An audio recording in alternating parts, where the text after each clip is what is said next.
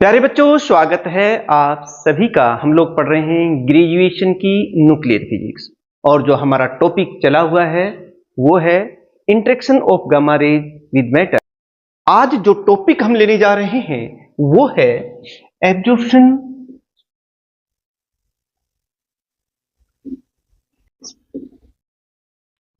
Of gamma raise.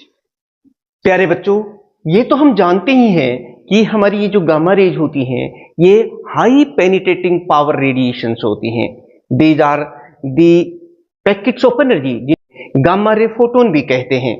और ये जब किसी मैटर पर इंसिडेंट होती है तो तीन तरीके से इंटरेक्ट होती हैं: photo electric effect, Compton effect and pair production. और इन तीनों ही जो मैकेनिज्म है इनको हमने पिछले लेक्चर्स में बहुत अच्छी तरीके से आपको समझा दिया है। आज जो हम जानेंगे कि जब ये गामा रेडिएशंस किसी मैटर पर इंसिडेंट होती हैं तो इनकी जो इंटेंसिटी है वो कैसे चेंज होती है। आज हम बहुत कुछ यहां आपको पढ़ाने वाले हैं। एक तो हम जो इंटेंसिटी डिक्रीज करती है, जो एक्सपोनेंशियल लॉ है, उसको डिराइव करेंगे। फिर हम रेडिएशन लेंथ की बात करेंगे।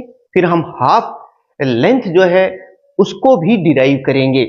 और लास्ट में जो रिलेटिव इंपॉर्टेंस है हमारे इन तीनों फिनोमिनाज की, जैसे photo electric effect, pair production और कॉम्पटन इफेक्ट, इन तीनों को बहुत ही ग्राफिकली समझाने की कोशिश करेंगे। यानी कि हमारी पूरी कोशिश रहेगी कि गामा रे इंटरेक्शन से संबंधित सभी क्वेश्चंस के आंसर्स आज आपको मिल जाएं। बस आपको तो इसे पूरा देखना है बिना स्किप किए। और अगर आपको ये लगे कि हाँ सर, वास्तव में एक बार देखने से हमारे सारे कॉन्सेप्ट क्लियर हो गए हैं, तो फिर लास्ट में लाइक और शेयर जरूर कर दें। और सब्सक्राइब नहीं किया है तो सब्सक्राइब भी कर लीजिएगा। तो चलिए देखते हैं। स्टार्टिंग में हम जब भी कोई टॉपिक आपसे पूछें, आपसे क्वेश्चन ये पूछेंगे कि explain the absorption of gamma rays with matter, या show that the absorption of gamma radiations varies exponentially। तो इस तरह से आपको आए। तो जब क्वेश्चंस का आंसर लिखें तो शुरू की 2, 3, 4 लाइन आपको फाउंडेशन के लिखनी है। आप ये कहेंगे कि ये जो गामा रेडिएशंस होती हैं, these are high penetrating power radiations। when the gamma radiations incident on a matter, then its intensity decreases exponentially। वो चीज आप लिखेंगे। यानी कि आप कुछ इस तरह से लिखेंगे कि the intensity of gamma rays decreases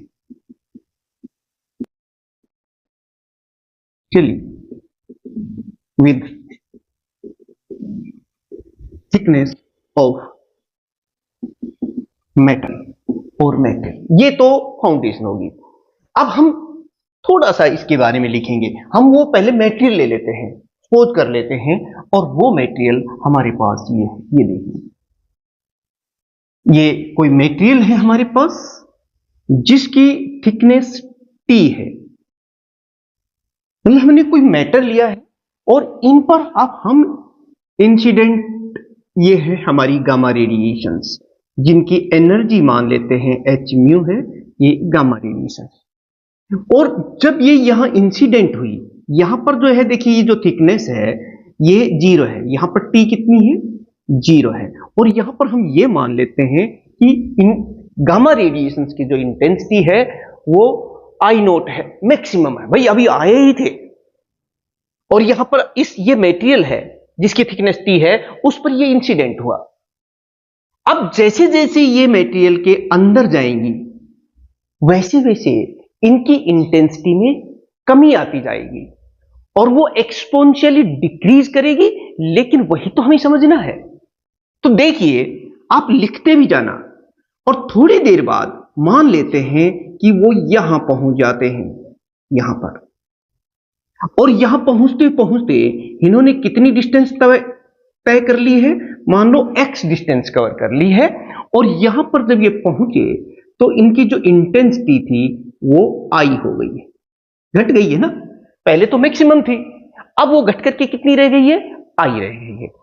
आई क्या है, I is the intensity of the gamma ray beam कहिए, गामा रे फोटोन कहिए, after travelling a distance X in this material. समझ में आ रही है ना? हाँ ठीक है।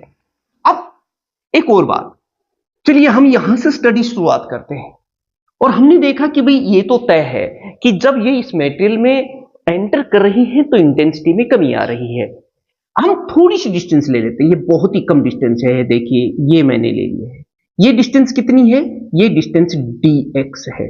जब कम हो रही है और यहां पर ये जो इंटेंसिटी है ये I है, तो यहां पर कितनी कम हो जाएगी भाई, जितनी दूरी होगी यानी di डिस्टेंस कमी हो जाएगी। और इस तरह से ये आगे चलती रहेगी और अंत लास्ट में ये यहां पर जब इंटेंसिटी बाहर आएगी ये, तो मान लेते हैं कि इनकी इंटेंसिटी कितनी है, IT रह गई। यानी कि T थिकनेस कवर करने के बाद इसकी जो इंटेंसिटी है गामा रे रेडिएशंस की, वो है IT। ये सारी कहानी हमें पता चल गई है, मैंने यहां लिख दिया। डायग्राम में तो है लेकिन पेपर में आप इनके बारे में थोड़ा सा लिख दीजिएगा। हम क्या लिखेंगे, मैं लिखता हूं यहां पर कि let us suppose that I note is the intensity of the radiations or gamma ray photon beam at t equal to 0। t equal to 0 का मतलब जस्ट जब वो एंटर कर रही थी उस समय की बात है। I नोट क्या है, intensity of gamma rays at t equal to 0। और आप कह सकते हैं कि ये मैक्सिमम इंटेंसिटी है। क्यों, अभी इसने एंटर नहीं किया है, जस्ट बाउंड्री पर है मटेरियल की या उस एब्जॉर्बर की जिसमें इसको जाना है। अब ये अंदर जा चुकी है और जैसे जैसे ये अंदर जा रही है इसकी इंटेंसिटी में कमी आ रही है और ये यहां पर x डिस्टेंस कवर करने के बाद इसकी इंटेंसिटी रह जाती है I।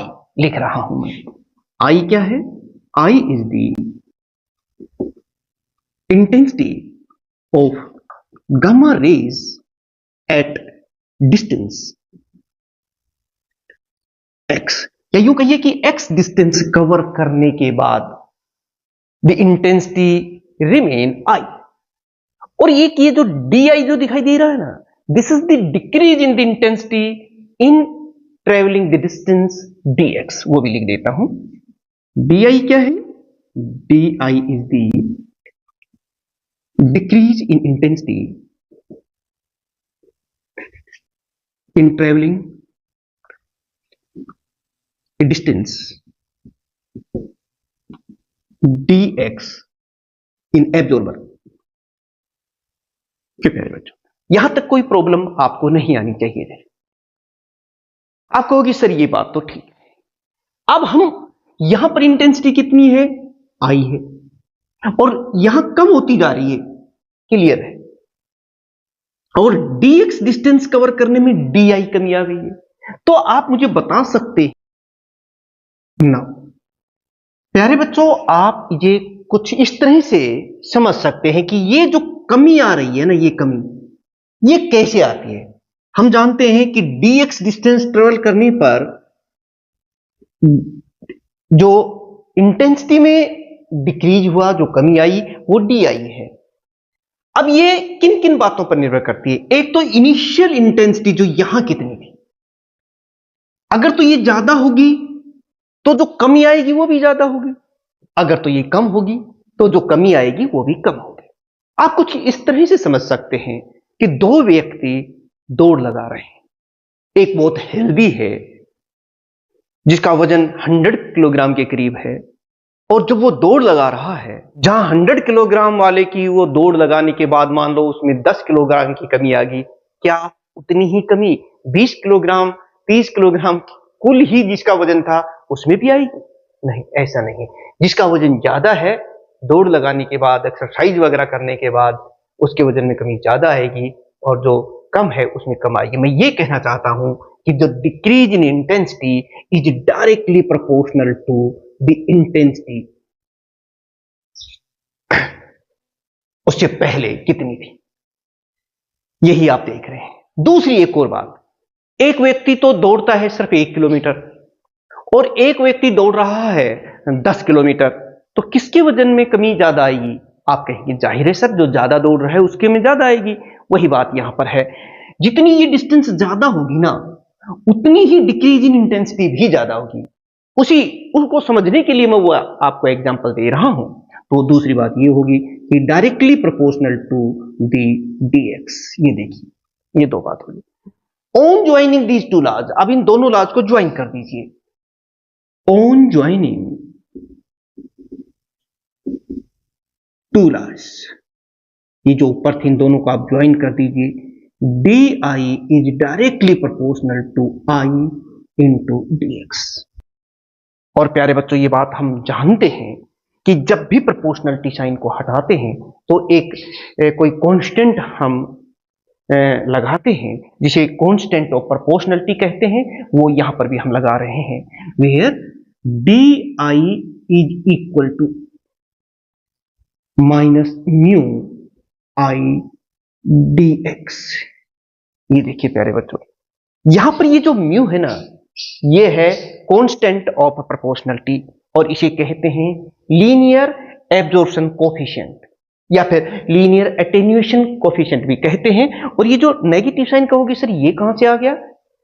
बिल्कुल, ये हमने इसलिए यहां इंट्रोड्यूस किया है क्योंकि ये जो इंटेंसिटी डिक्रीज कर रही है ये उसे ही इंडिकेट करता है। तो चलिए मैं लिख देता हूं यहां पर म्यू क्या है इसके बारे में। Mu is the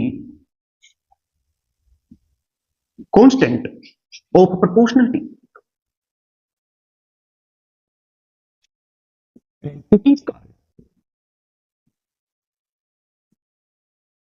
linear absorption coefficient, या फिर हम इसे लीनियर अटेन्यूएशन कोफिशिएंट भी कहते हैं। Negative sign indicates the decrease in the intensity. प्यारे बच्चों, आप तैयारी करते समय, लिखते समय अपनी नोट्स जरूर बनाते जाएं, बीच बीच में स्क्रीनशॉट भी ले लें। और अगर आप नोट्स प्रॉपरली नहीं बना पा रहे हैं तो डिस्क्रिप्शन में लिंक है, वहां से डाउनलोड करके तैयारी अपनी परफेक्ट रखना, क्योंकि हमारा अल्टीमेट लक्ष्य 100% स्कोरिंग का है। di by I is equal to, प्यारे बच्चों अब हम ये आई है ना, इसको लेफ्ट साइड में ले आते हैं और फिर देखिए इसको कैसे लिखते हैं, माइनस म्यू इंटू dx। ठीक, क्योंकि ये तो जो एक्सप्रेशन हमने यहां निकाला था ना, ये तो सिर्फ dx डिस्टेंस इतने रीजन के लिए निकाला था। अब हम यहां से यहां तक इस पूरे मटेरियल की लेंथ को कवर करना चाहते हैं, तो हम इस इक्वेशन को इंटीग्रेट कर देते हैं यहां से यहां तक, यानी t इक्वल टू 0 से लेकर t इक्वल टू t तक। तो देखिए, जब ऑन इंटीग्रेटिंग, अब हम इसे इंटीग्रेट कर रहे हैं, इंटीग्रेटिंग बोथ साइड्स, हम क्या लिखेंगे ये देखिए, di बाई आई। लिमिट्स क्या रखेंगे, क्योंकि ये इंटेंसिटी वेरिएबल है ना, तो यहां पर इंटेंसिटी कितनी है, आई नोट है। ये देखिए यहां पर आई नोट है, मैं दोनों तरफ की बात कर रहा हूं। और यहां पर आपने यहां क्या लिखा है, म्यू इंटू dx। तो जब इंटेंसिटी आई नोट है तो थिकनेस कितनी है, t कितनी है, यहां पर 0 है। और जब थिकनेस t हो जाती है, या यूं कहिए कि जो इंटेंसिटी it हो जाती है, तो ये लिमिट it है, तो हमारी थिकनेस हो जाती है t। इसे हमने इस तरह से इंटीग्रेट कर दिया, नेगेटिव साइन यहां पर है, कोई प्रॉब्लम नहीं है। लिमिट्स कैसे लगाई हैं आपको पता चल गया होगा। चलिए, एक बात आप जानते हैं कि 1/x इंटू dx, ये इंटीग्रेशन क्या होता है, ये log x होता है। तो फिर यहां पर क्या है, 1/i इंटू डी आई है, तो फिर इसका इंटीग्रेशन कितना हो जाएगा, ये हो जाएगा log i। और लिमिट्स जो है वो है ही i नोट 2IT। और यहां पर देखिए ये म्यू तो कांस्टेंट है, इसे हमने बाहर ले लिया है, माइनस तो म्यू क्या है, कांस्टेंट है जिसे हमने बाहर ले लिया है। यहाँ x की पावर 0 रह गई है, और पावर का इंटीग्रेशन तो आपको आता है ना, पावर में 1 ऐड कर दिया तो 0 में, क्योंकि यहाँ पर x की पावर 0 है तो 1 ऐड करते ही कितना हो गया, x हो गया, उसे ही डिवाइड कर दिया। लिमिट्स फिर हमारे पास वही है 0 to t। अब इसके स्थान पर हम पहले अपर लिमिट रखेंगे और फिर माइनस साइन लगा के लोअर लिमिट यानी कि ये रखेंगे, क्योंकि इंटीग्रेशन की लिमिट्स को तो भी हमें ओपन करना है ना। तो आप कुछ इस तरह से लिखेंगे log I नॉट।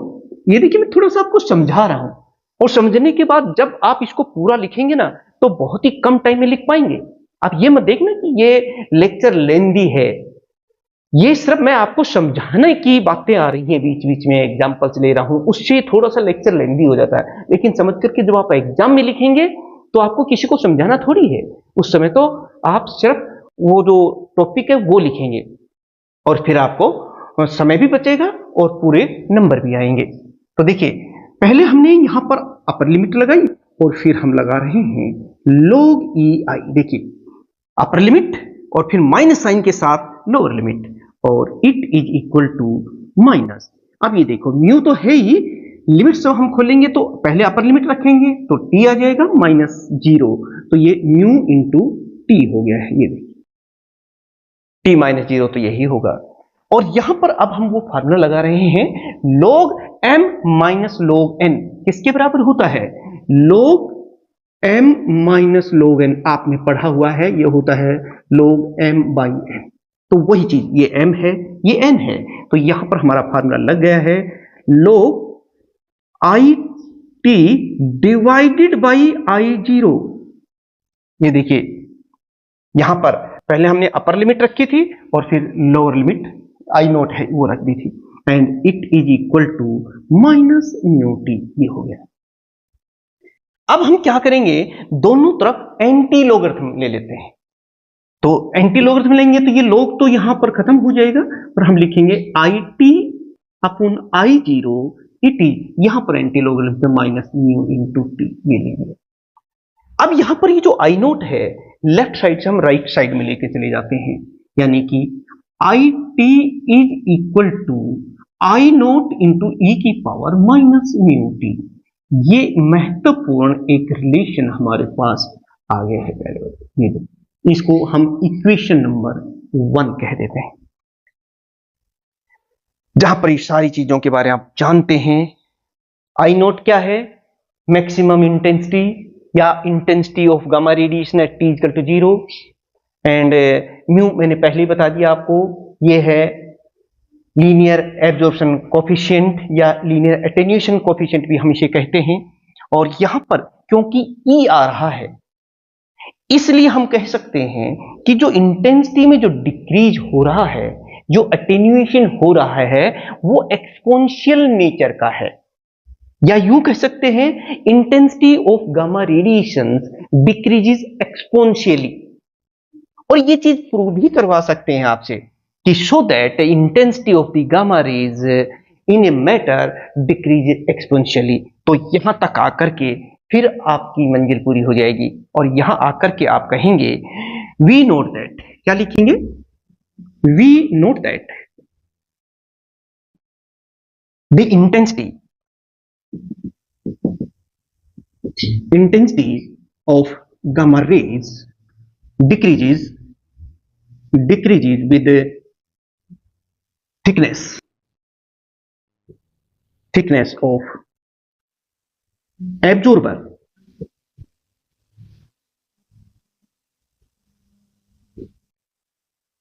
या फिर कह सकते हैं इट ओबे दी एक्सपोनेंशियल लॉ, जिसको हम अभी ग्राफ के द्वारा भी दिखाएंगे। हम इसी रिलेशन से आप हमारा जो लीनियर एब्जॉर्प्शन कोएफिशिएंट है इसको भी डिफाइन करेंगे, रेडिएशन लेंथ को भी डिफाइन करेंगे, हाफ जो लेंथ है उसे भी डिफाइन करेंगे, और तमाम जो तीनों हमारे फिनोमिना है, मैकेनिज्म है, जो photoelectric effect, Compton effect, pair production, वो इसमें इंटरेक्ट होने के दौरान वो फिनोमिना यहाँ पर हो रहे हैं। तो कब कौन सा फिनोमिना जो है या कब कौन सा मैकेनिज्म डोमिनेट करेगा, वो सारी बात भी आपको समझ में आ जाएगी। स्टेप बाय स्टेप आपके तमाम जो क्वेश्चंस हैं वो सोल्व होते चले जाएंगे और आपके तैयार होते जाएंगे। तो एक स्क्रीनशॉट और लीजिए, फिर हम आगे बढ़ते हैं। तो प्यारे बच्चों देखिए, अब आप ये तो हमने देख लिया कि the intensity of gamma raise varies exponentially with the thickness of the absorber material. इधर हम ले रहे हैं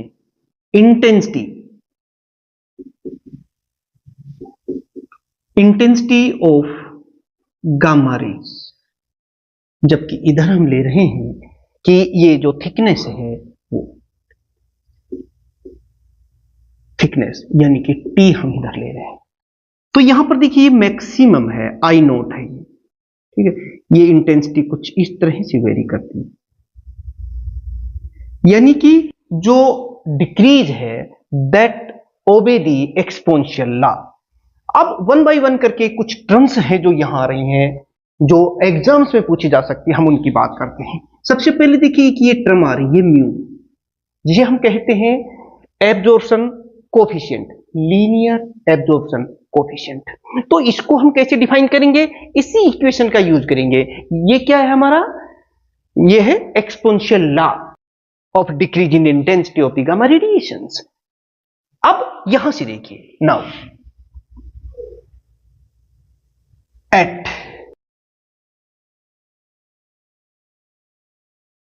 ये जो, अगर मैं म्यू को कितना ले लूं, 1/t ले लेता, ये देखिए 1/t के बराबर ले लो, यानी कि म्यू के स्थान पर मैं 1/t रख दूं, तो फिर हमारी ये जो इक्वेशन 1 है ये क्या देगी, इक्वेशन 1 गिव्स, यहां से आपको डेफिनेशन का पता चल जाएगा कि जो आई टी होगी that will be equal to I naught, और इनटू ये देखिए इसके स्थान पर हमने क्या रख दिया 1/t, तो t से t तो कैंसिल हो जाएगी, e की पावर -1 हो जाएगी, यहां पर ये हो गई। इसको हम इस तरह से लिख देंगे आई नॉट बाई e। समझ में आ गई होगी आपको। यहां से डेफिनेशन आ गई है हमारी इस लीनियर एब्जॉर्प्शन कोफिशिएंट की। आप कहेंगे कि सर लीनियर एब्जॉर्प्शन कोफिशिएंट तो उस थिकनेस के रेसिप्रोकल के बराबर है जहां पर इंटेंसिटी 1/e टाइम्स रह जाती है मैक्सिमम इंटेंसिटी की। ये तो हम जानते हैं कि जैसे जैसे गामा रेडिएशंस मटेरियल में एंटर करती हैं तो उसकी थिकनेस में कमी आती है, तो कहीं ना कहीं ये थिकनेस या कहीं ना कहीं किसी थिकनेस के ऊपर ये इंटेंसिटी घट करके 1/e टाइम्स रह जाएगी। उस थिकनेस का जो रेसिप्रोकल है वो है लीनियर एब्जॉर्प्शन कोफिशिएंट, यानी आप इसे इस तरीके से डिफाइन करेंगे, लीनियर एब्जॉर्प्शन कोफिशिएंट, और इसे हम लीनियर एटेन्यूएशन कोफिशिएंट भी कहते हैं, is the reciprocal of thickness in which the intensity of gamma rays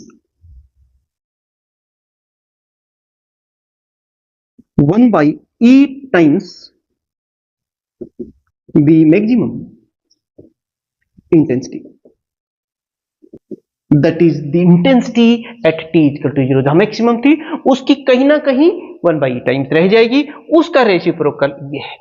अब इससे तो आप इसके ऐसा यूनिट भी लिख सकते हैं, जब हमारे पास फार्मूला आ जाता है तो यूनिट लिखने में कोई दिक्कत नहीं, क्योंकि 1/t t क्या है, थिकनेस है, दूरी है, तो ऐसा unit of mu is meter inverse या फिर 1/मीटर, यहां पर भी बात आ गई। अच्छा, एक चीज और मैं आपको यहां बताना चाहूंगा, मैं इस इक्वेशन को कुछ इस तरह से लिख रहा हूं, जरा ध्यान से देखिएगा। इक्वेशन 1 कैन बी रिटन, एक नई टर्म हम और यहां पर एज ऐड कर देते हैं। देखिए वो क्या है, I T is equal to e I nought into e की पावर माइनस म्यू। देखिए मैंने डेंसिटी ऑफ मटेरियल, जिस मटेरियल में एंटर कर रहा है उसकी डेंसिटी ये है, उससे यहां पर इसको डिवाइड कर दिया। आप कहीं सर ऐसे कैसे डिवाइड कर सकते, नहीं कर सकते, इसीलिए मैं इसे मल्टीप्लाई भी कर देता हूं। ये लीजिए, ठीक है, जैसे डिवाइड और मल्टीप्लाई कर सकते हैं ना, वही मैंने यहां कर दिया है।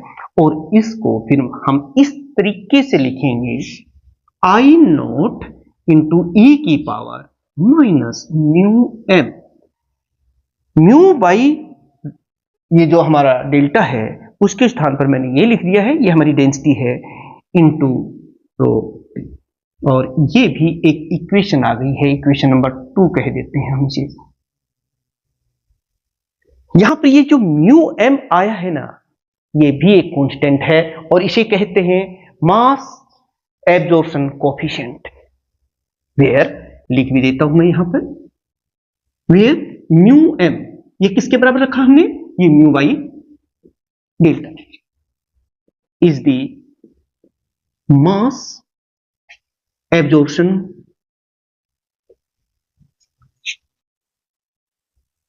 कोएफिशिएंट भी कहते हैं।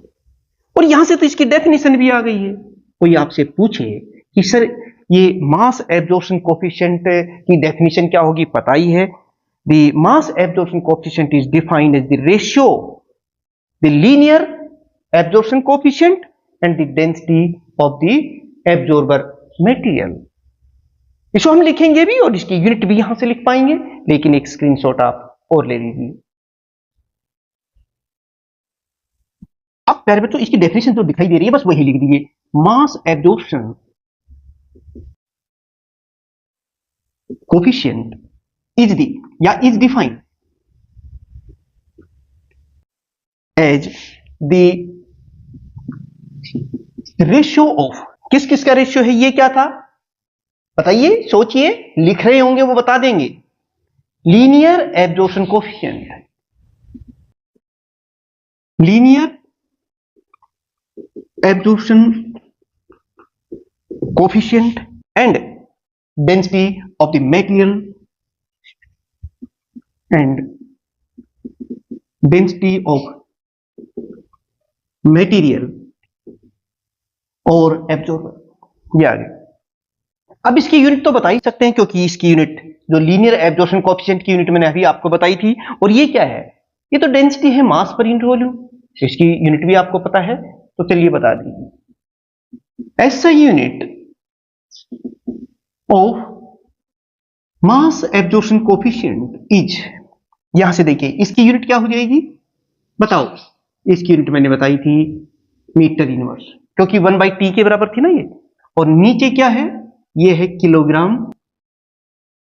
डेंसिटी है तो किलोग्राम पर मीटर क्यूब, ये तो थोड़ा सा इसको, ये किलोग्राम तो ऊपर चला जाएगा तो हम इसको लिख देंगे किलोग्राम इनवर्स, और ये ऊपर जाएगा तो मीटर स्क्वायर। तो this is the unit of mass absorption coefficient.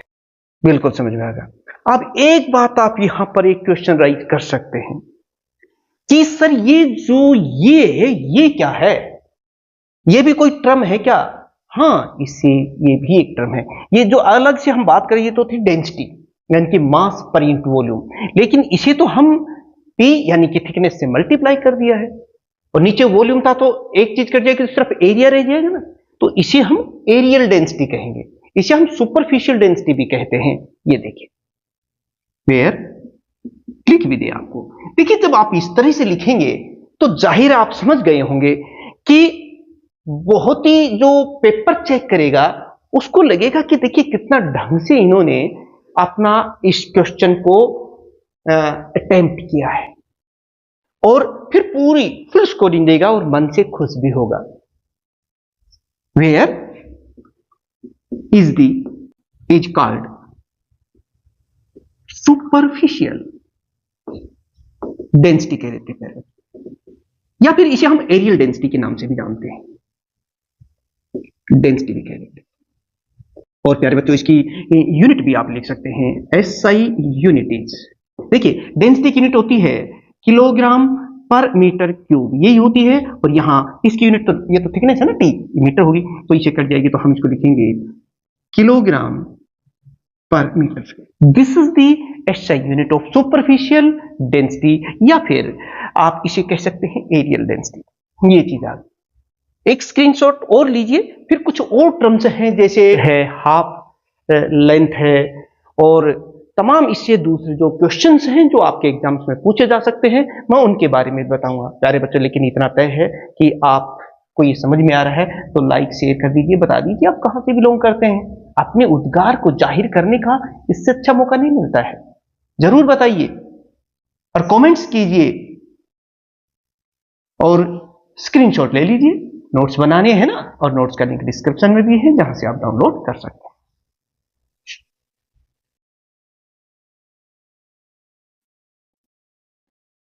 Radiation length, प्यारे बच्चों ये बात भी आपसे पूछ सकते हैं कि भाई कोई गामा रेडिएशन कितनी लेंथ तक, यानी कितनी थिकनेस तक किसी मेटेरियल में जा सकती है, उसे हम रेडिएशन लेंथ कहते हैं। वैसे तो कोई फिक्स नहीं है, लेकिन एक प्रॉपर डेफिनेशन है जो हम इस एक्सपोनेंशियल लॉ से निकाल सकते हैं। देखिए यहां पर मेरी बात आप समझेंगे। H T is equal to 1 by, प्यारे बच्चों देखिए अगर हम इस T को, क्योंकि हम रेडिएशन लेंथ, रेडिएशन थिकनेस की बात यहां कर रहे हैं, तो इस T को इस म्यू के रेसिप्रोकल ले लें, तो फिर ये हमारी इक्वेशन क्या देगी हमें?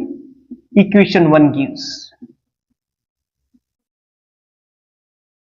IT is equal to I nought into e की पावर -1, और यहां से हमें पता चला कि I नोट बाई ई है। यहां से ये जो है, ये है डेफिनेशन। इनको बस वर्ड्स दे दीजिए। आप कहेंगे कि radiation length is the thickness of the material in which the intensity of the gamma rays become 1 by E times the maximum intensity, that is intensity at T is equal to 0, and it is also equal to the reciprocal of the linear absorption coefficient। इस तरह से हम लिखेंगे कि radiation length is the,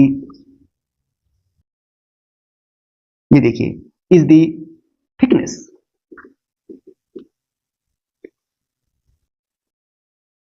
of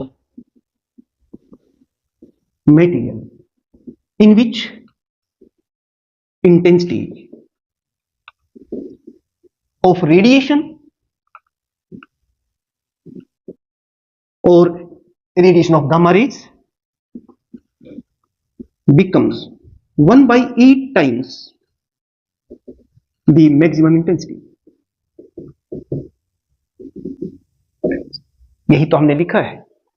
It is also defined as the reciprocal of linear absorption coefficient। It is also defined as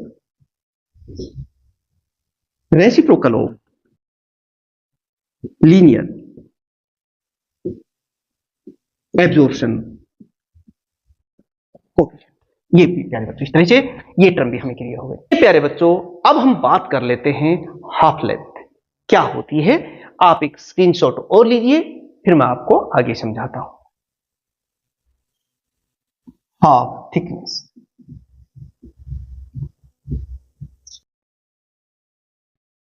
प्यारे बच्चों जैसा कि नाम से ही स्पष्ट हो रहा है, हाफ लेंथ कह दीजिए, हाफ थिकनेस कह दीजिए, कि जब कोई इंसिडेंट रेज, गामा रेज किसी मेटेरियल पर गिरती हैं, तो हमने ये तो देखा कि इंटेंसिटी कम होती चली जाती है, और कहीं ना कहीं इसकी इंटेंसिटी जो शुरू में थी, जो T = 0 पर थी, जो मैक्सिमम थी उस थिकनेस पर जाकर के वो इंटेंसिटी आधी रह जाए, हाफ रह जाए, उसे कहेंगे हाफ थिकनेस।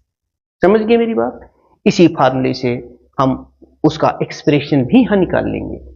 अब हमें समझ में आ गया कि हाफ थिकनेस होती क्या है।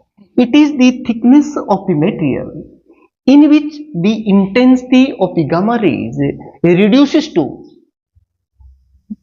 half of the intensity at t equal to 0 और मैक्सिमम इंटेंसिटी। आप इसे कुछ इस तरह से लिखेंगे कि it is defined as the thickness of material in which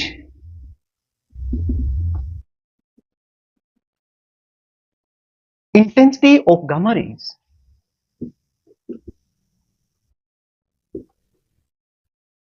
becomes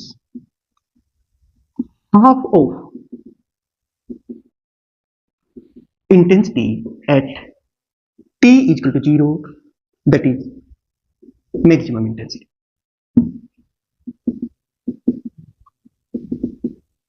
समझो कि प्यारे बच्चों कि किसी थिकनेस पर जाकर के इंटेंसिटी मैक्सिमम इंटेंसिटी की आधी रह जाए, वही हाफ थिकनेस कहलाती है।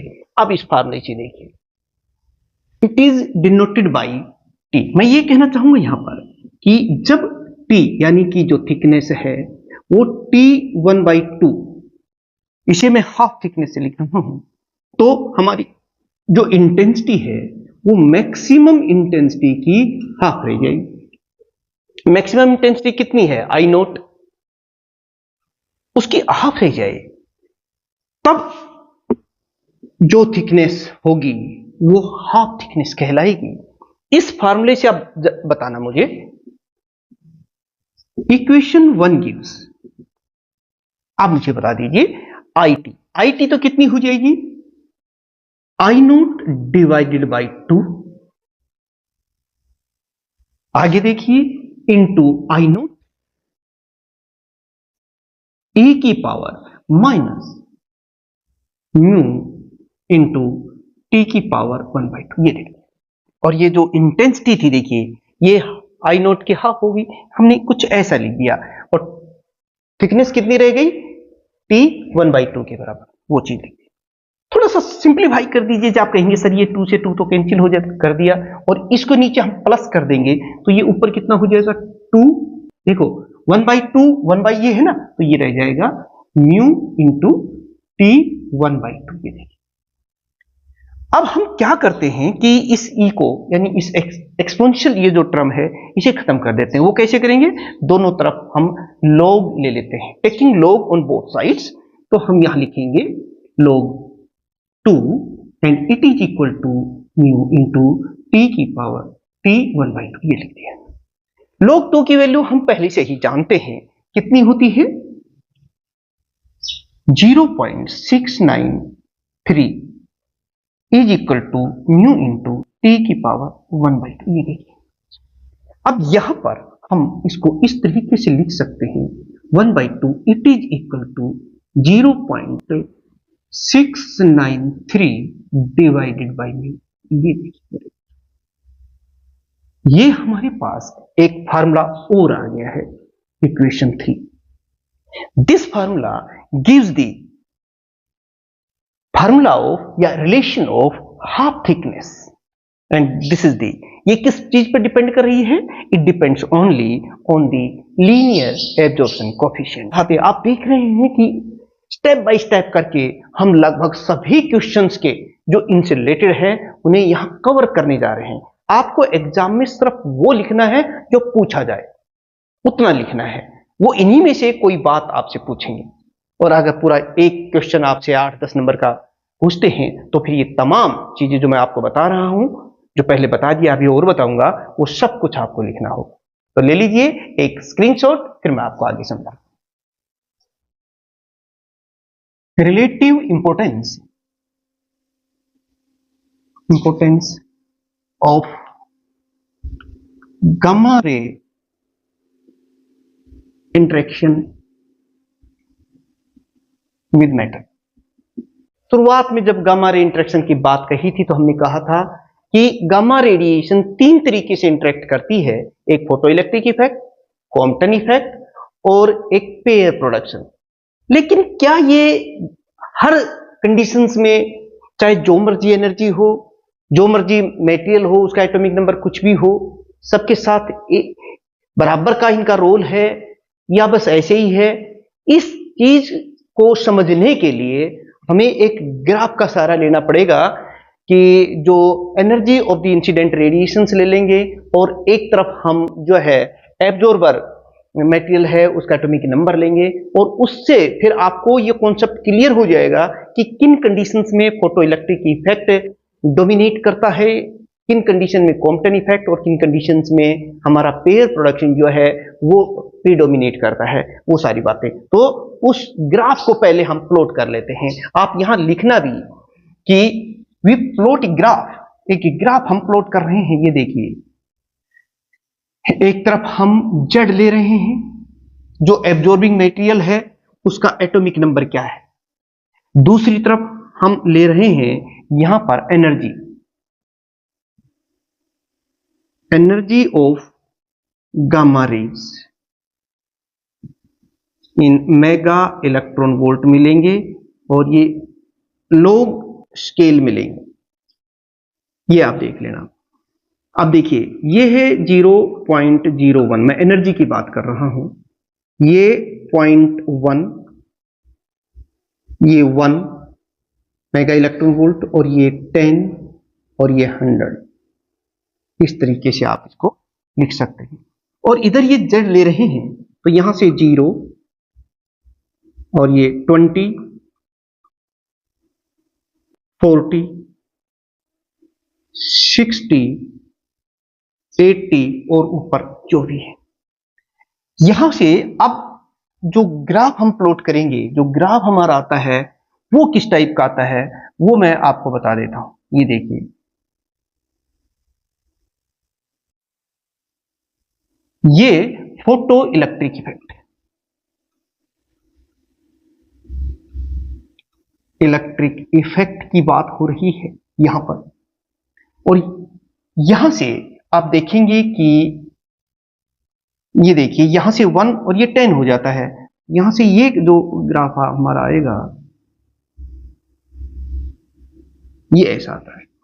यहां पर ये कॉम्पटन इफेक्ट है।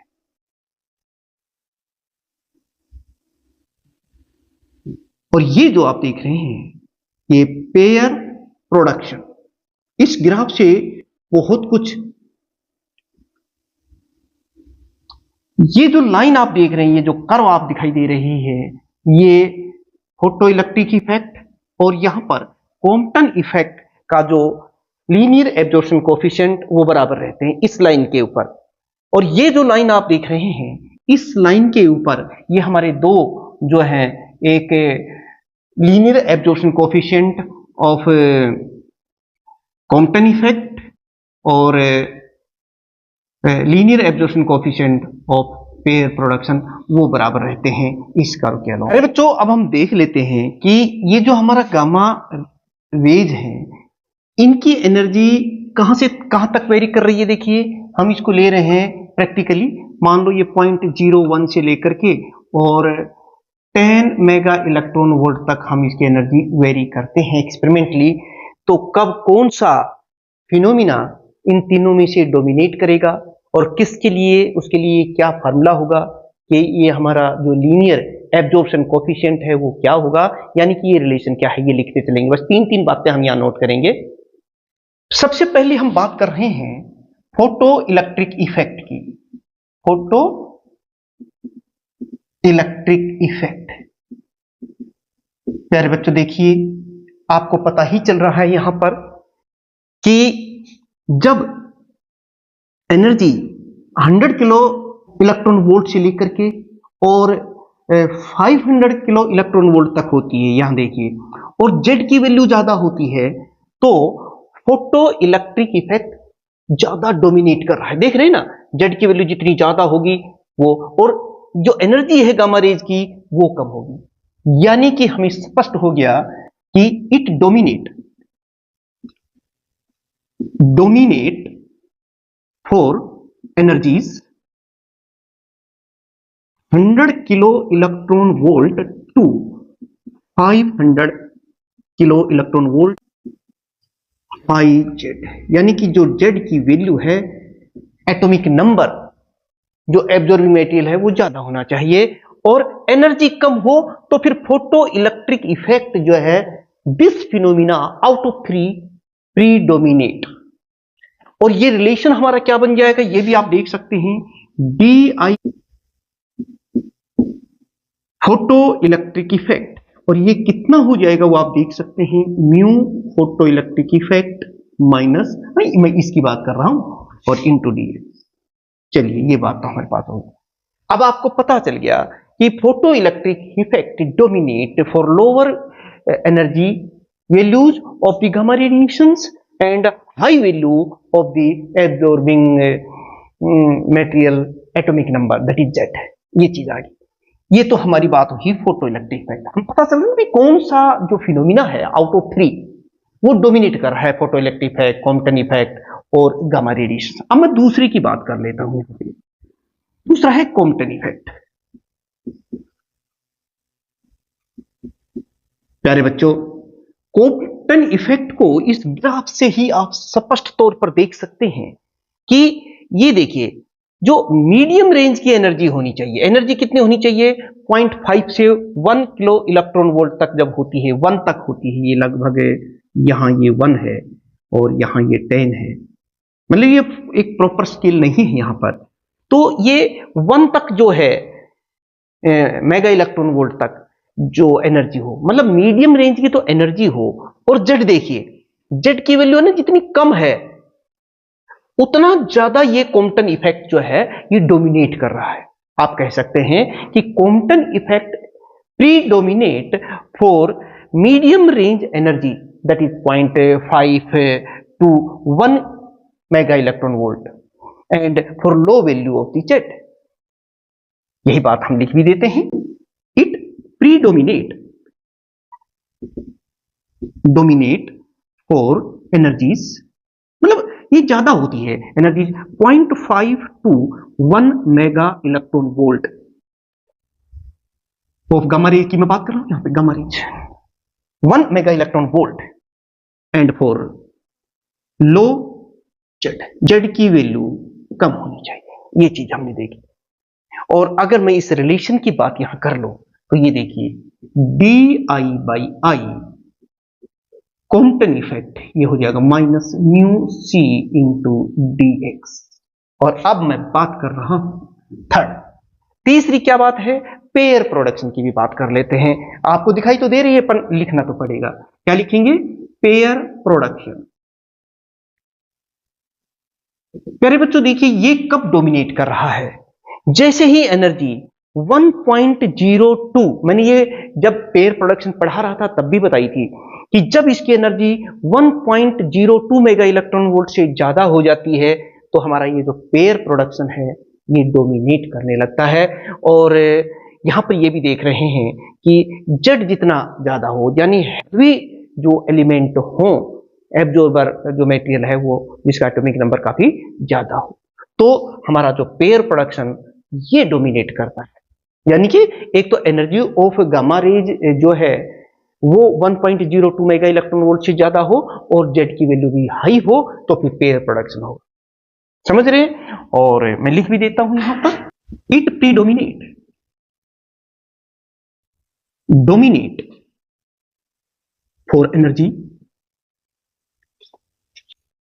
Of gamma ray larger than 1.02 mega electron volt and for large Z, high Z हो, ज्यादा जेड हो तो। और ये जो रिलेशन है ये हमारा क्या बन रहा है वो भी आप लिख सकते हैं, डी आई बाई आई, ये है पेयर प्रोडक्शन के लिए, and it is equal to minus mu P P into D X. ये चीज हमने लिख दी। और प्यारे बच्चों, अगर हम इन तीनों रिलेशंस को ऐड कर दें तो फिर हमारे पास एक रिलेशन आ जाएगा, D I by I and it will be equal to, ये देखिए टोटल आ जाएगा, सबको जोड़ दीजिए टोटल आ जाएगा, और ये हो जाएगा माइनस म्यू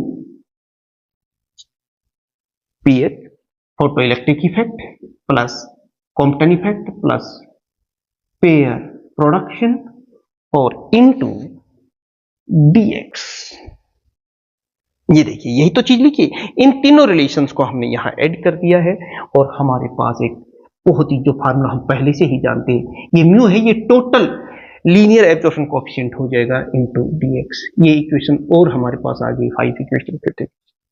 तो प्यारे बच्चों आपने देखा कि हमारा जो फोटो इलेक्ट्रिक इफेक्ट है ये low energy values of the incident gamma rays and high value of Z of the observer पर डोमिनेट करता है, जबकि कॉम्पटन इफेक्ट जो है it dominate for low values of the Z and medium range of the energy of the incident gamma rays, और pair production dominate करता है जब हमारी एनर्जी 1.02 मेगा इलेक्ट्रॉन वोल्ट से ज्यादा और large value high value of Z हो, तो फिर पेयर प्रोडक्शन जो है ये ज्यादा डोमिनेट करता है।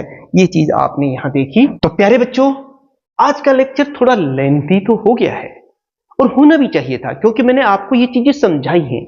ऐसा नहीं है कि जब आप एग्जाम में लिखोगे तो आपको इतना टाइम लगेगा, क्योंकि वहां आपको मैं बार बार बता रहा हूं समझाना नहीं है, आपको सिर्फ वो चीजें लिखनी है जो एग्जाम में पूछी है, और उसमें आप ड्यू टाइम में जो टाइम अलॉटेड है आपको उस क्वेश्चन को अटेम्प्ट करने के लिए, उसी के दौरान आप उसको पूरा कर पाएंगे। तो ये लेक्चर प्यारे बच्चों ईमानदारी से बताइए कि आपको कैसा लगा। अगर आपने देखा है और अच्छा लगा है तो आप ईमानदारी से आप कमेंट्स कर दीजिएगा कि कहां से बिलोंग कर रहे हैं, और अगर सब्सक्राइब नहीं करिए तो सब्सक्राइब कर लीजिएगा। ये मेरी तरफ से आपको एक तरह से मैं समझाना चाह रहा हूं, बताना चाह रहा हूं, क्योंकि ये चीजें आपके लिए बहुत महत्वपूर्ण रहने वाले हैं, ये दोनों ही चैनल जिनका लिंक डिस्क्रिप्शन में दिया हुआ है, क्योंकि हम इस तरह से हर क्वेश्चन जो है टोटल फिजिक्स आपको यहां समझाने वाले हैं इन दोनों ही चैनल्स पर। इन दोनों चैनल्स की सहायता से पढ़ते रहिएगा, आगे बढ़ते रहिएगा, अपने लक्ष्य के करीब और करीब जाते रहिएगा, और जिंदगी में जरूर वो मुकाम हासिल कीजिए जिसके बारे में आपने सोच रखा है, बना रखा है। और प्यारे बच्चों मिलते हैं एक और इम्पोर्टेंट आर्टिकल के साथ, तब तक आप सभी स्टूडेंट्स का बहुत बहुत धन्यवाद। Thank you very much.